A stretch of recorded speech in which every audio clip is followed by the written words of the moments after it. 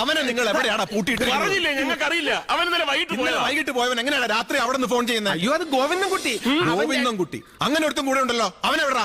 ഗോവിന്ദൻകുട്ടി ബോംബെ പോയി. ബോംബെ പോയാൽ ഇങ്ങോട്ട് വരട്ടാ. അതുവരെ നീക്ക് ഇവിടെ നിക്ക്, ശരിയാക്കി തരാ ഞാൻ. ഗോവിന്ദൻകുട്ടി ബോംബെ പോയെന്ന് നീ എന്തിനാ പറഞ്ഞത്? വെറുതെ അവനോട് എന്തിനാ അടി മേടിച്ചു കൊടുക്കുന്നത്? എന്നാ പിന്നെ നമ്മളും ബോംബെ പോയിരിക്കാണെന്ന് നിനക്ക് പറഞ്ഞുകൂടായിരുന്നു? എന്തേ അങ്ങനെ പറഞ്ഞാൽ മതിയായിരുന്നു. അത് സമ്മതിക്കാൻ എന്താ എത്ര താമസം?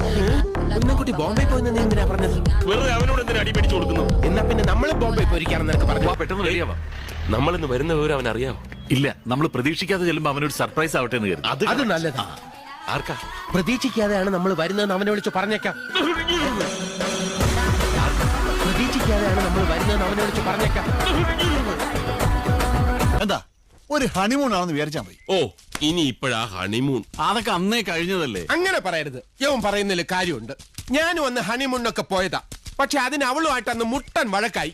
ഇപ്പൊ ഇങ്ങനെ ഒന്ന് കൂടിയാ അവളുമായിട്ടുള്ള വഴക്കും പ്രശ്നങ്ങളും ഒക്കെ അങ്ങ് തീരില്ല. അല്ല, ജാനകിയായിട്ട് എന്തിനാ വഴക്കായത്? അന്ന് ഹണിമൂണിന് പോയപ്പോ ചെലവ് ചുരുക്കാൻ ഞാൻ അവളെ കൊണ്ടുപോയില്ല. അത് തെറ്റാണോ?